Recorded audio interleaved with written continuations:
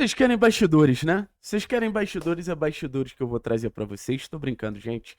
Mas assim, acho que a gente já tem um escopo do time que vai estrear na Série B e eu quis realmente trazer pra vocês. O técnico Maurício Barbieri ainda faz algumas mudanças. Uma delas eu trouxe ontem em primeira mão, que é a utilização do Fabrício Peralta como esse volante titular na equipe ao lado do Raul. Então, algumas mudanças estão acontecendo até porque alguns jogadores nem estrearam, então existe ao natural uma indefinição. Por exemplo, eu já ouvi elogios sobre o Peralta, eu já ouvi elogios sobre o Abraão, mas eu acho que esses jogadores eles vão conquistando o espaço deles naturalmente com calma, né? Não são jogadores que chegam e já reservam o lugar deles no time titular no estalar de dedos. São jogadores que vão ter que buscar um espaço. Mas o técnico Maurício Barbieri tem alguns dias para tentar alinhar a melhor equipe possível para entrar em campo contra o Paysandu e começar uma trajetória de 38 rodadas para o Atlético voltar à primeira divisão o mais rápido possível. Então eu sinto que a gente está numa condição de os ajustes que vão ser feitos agora, nesse período, nesse tempo, talvez a gente só veja efeito lá na frente, mas é um tempo que pode ser muito positivo para tudo que a gente vai encarar ao longo da temporada, para o grupo conhecer melhor as ideias do técnico Maurício Barbieri. Então, assim, obviamente eu queria estar disputando o final do Paranaense, obviamente eu queria estar vendo, ou não queria ter visto esse grupo ter sido humilhado pelo Maringá, mas esse tempo ali de trabalho vai ser muito positivo. Então, vamos falar um pouquinho sobre essa escalação que começa naturalmente com o Mikael no gol. E eu acho que, assim, o Mikael ele simboliza um grupo de jogadores em que ou eles voltam melhores para a Série A, ou a gente vai ter um pé atrás muito grande na temporada que vem sobre esses caras, obviamente, caso o Atlético suba. O Mikael, para mim, é o goleiro mais promissor do futebol brasileiro. Mas se o Mikael terminar a temporada do mesmo nível que ele apresenta agora, eu vou ter muitas questões. Eu acho que é uma temporada de desenvolvimento de vários atletas com potencial alto por parte do Atlético. Se a gente for botar na ponta do lápis, eu acredito que Mikael, João Cruz, Zapelli, Isaac, Esquivel, todos são Filipinho, todos são jogadores que têm um potencial de crescimento absurdo. Absurdo. É um dos desafios que a gente tem ao longo da temporada e, se duvidar, é um dos maiores desafios que a gente tem ao longo da temporada. Inclusive desenvolver jogadores da base. Eu acho que é temporada para desenvolver o senhor Arthur Dias, é temporada para desenvolver o senhor Dudu, o senhor Léo Derek, que estão nesse processo de transição. Então acho que o Mikael ele simboliza esse desafio. Defensivamente não devemos ter nenhuma grande mudança, tá? Obviamente ainda pela questão da lesão, o Dudu tá num processo de retorno, assim como o Esquivel, mas deve ser a dupla de laterais para a sequência da Série B. Se não tiverem à disposição, Fernando e Palácios vão compor ali as laterais.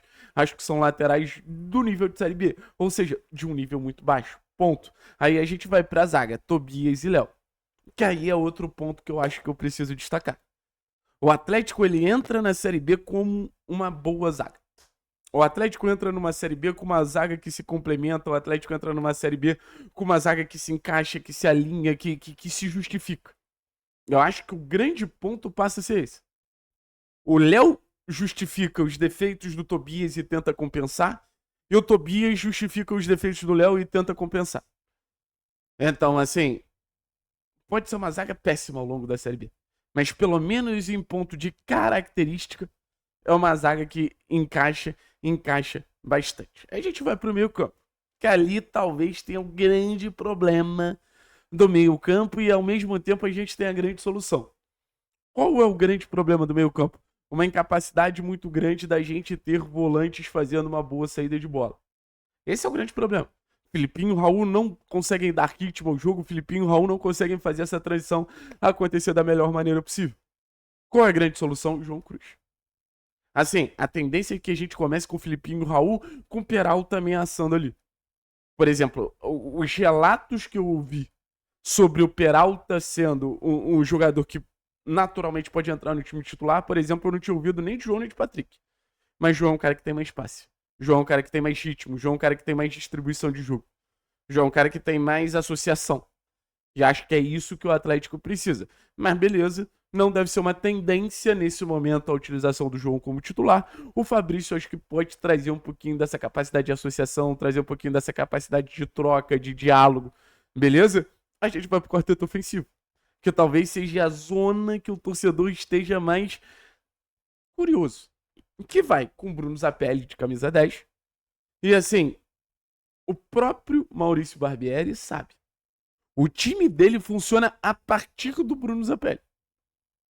O Bruno Zapelli é um queridinho que o Maurício Barbieri tem.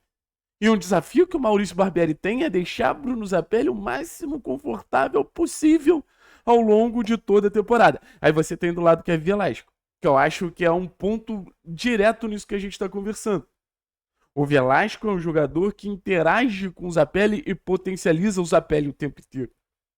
Enquanto a gente não tem o Esquivel e o João no time titular, são as maiores fontes de criatividade que o Atlético tem.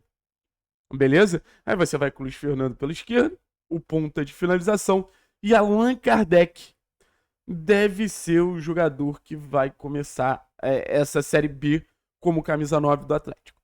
O Allan vai ter um tempo ainda para se estabilizar, ganhar ritmo de jogo, ninguém tem dúvida disso. E foi um jogador que eu acho que, entre os jogadores que mais ganharam espaço, ganharam moral, ganharam confiança ao longo desse campeonato paranaense, o Allan com certeza está entre os jogadores que mais cresceu no conceito coletivo da equipe. O Allan que chega como uma dúvida, não vou falar que vira uma certeza, mas vira algo mais próximo de capacidade competitiva que a gente viu de um camisa 9 até agora no time do Atlético. Então, no final das contas, eu sinto que a gente está numa condição que é basicamente ou dar chance pro Allan, ou faz uma aposta arriscada no Mastriani. Entre Allan e Mastriani hoje, acho que não tem dúvida. Então deve ser mais ou menos esse o time para a estreia da Série B. Óbvio que o Barbieri pode ainda fazer mudanças e a gente vai tentar acompanhar os bastidores para trazer essas mudanças, mas eu acho uma escalação muito coerente. Eu acho que o grande ponto não é nem o jogador em si, é como a gente vai ter o comportamento da equipe. Se a gente vai ser uma equipe mais propositiva, de ocupação de espaço, se a gente vai ser uma equipe mais de transição. E acho que o Atlético ele pode flutuar naturalmente nos dois. No final das contas, acho que a grande pergunta do Atlético na Série B é quanto o Atlético vai conseguir dominar os jogos. Quanto o Atlético vai conseguir ser protagonista. O Atlético sendo protagonista na Série B, como a gente enxerga todo o potencial para ele ser, e como a gente imagina que é até uma certa obrigação, eu acho que a gente vai ter uma Série B com respostas claras. Eu acho que esse time tem peças para ser protagonista. Eu acho que esse time tem peças para ser o principal time da competição. É isso que eu trago aqui para vocês. Valeu? Tamo junto, é nóis. Forte abraço.